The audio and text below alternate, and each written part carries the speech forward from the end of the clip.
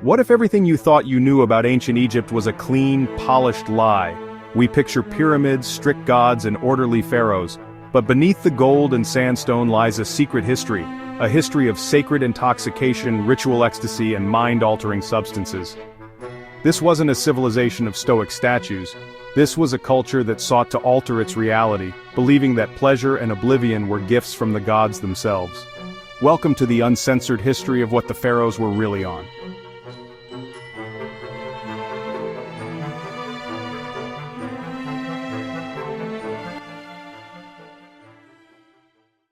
Let's start with the most common drug of all, beer. In ancient Egypt, beer wasn't just a drink, it was life itself. It was thick, nutritious, and consumed by everyone from the highest priest to the lowest slave. Even children drank a weak version. It was a staple food. But here's the uncensored part. Beer was literally currency. The workers who built the Great Pyramids at Giza were paid in units of beer and bread. Historical records show that the first labor strikes in history happened when these beer rations were delayed. This sacred intoxication was official. The festival of Opet in Thebes involved massive public drinking, a ritual to commune with the god Amun. And this leads us to a key goddess, Hathor, the goddess of love, music, and drunkenness. An ancient myth says the sun god Ra sent a vengeful Hathor to destroy humanity. She became so drunk on blood that she forgot her mission. Ra stopped her by flooding the land with beer dyed red, which she drank instead, passing out and saving mankind. This myth was the divine justification for massive, ritualized drinking parties. This wasn't just debauchery, it was religion. If beer was for the masses, the elite had a more refined secret. This is the blue lotus. You see it everywhere in Egyptian art, in the hands of nobles, at feasts, even in Tutankhamun's tomb. But this wasn't just a pretty flower. Modern science has confirmed it. The blue lotus contains psychoactive compounds. When ingested or smelled, it produces a mild euphoria, a sense of bliss, and acts as an aphrodisiac. The ancient Egyptians knew this perfectly well.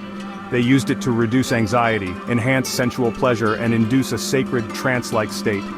Imagine a royal banquet where guests are sniffing this flower, relaxing, and feeling a direct connection to the gods. It was a symbol of rebirth and pleasure, a direct line to the afterlife. They buried it with the dead to ensure eternal bliss. This was their natural, spiritual stimulant. But their medicine cabinet held darker secrets. This is the opium poppy. The Egyptians called it shepen. In the famous Ebers Papyrus, one of the world's oldest medical texts, we find prescriptions for opium. It was used to treat headaches and, most shockingly, to stop crying babies. They called it the tears of the goddess Isis. Think about that for a moment. The uncensored reality of ancient life was harsh. Crying children could be given a sedative that we now know is highly addictive and dangerous. It undoubtedly led to infant deaths, a tragic side effect of their pharmacological experiments. But opium's use wasn't just medical. Its power to induce visions and sleep likely made it a tool for priests seeking to communicate with the divine or the dead. It was a gateway to another world, but one with a very real cost. Now combine all of these elements, beer, lotus, and music, and you get the most explosive event in the Egyptian calendar, the Festival of Hathor. This was not a quiet ceremony, it was a massive public carnival that turned social norms upside down. For a brief time, all rules were suspended. Public drunkenness was encouraged.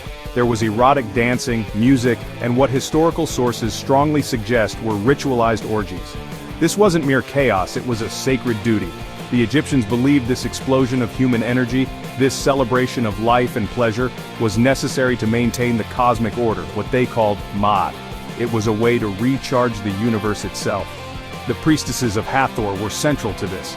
They used the blue lotus, alcohol, and rhythmic dance to enter a trance state, becoming conduits for the goddess's power.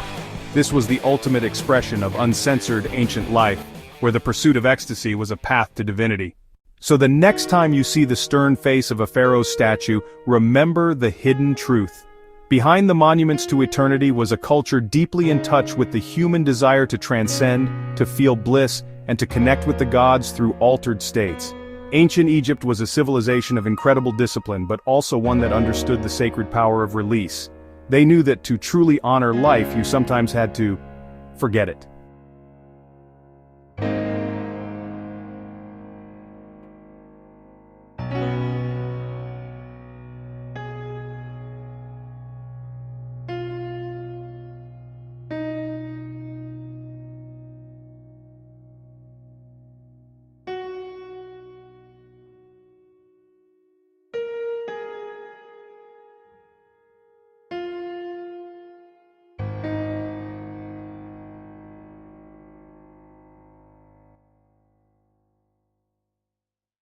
What other secrets from history do you want us to uncover? Let us know in the comments. If you enjoyed this journey into the uncensored past, make sure to like and subscribe for more. Thanks for watching.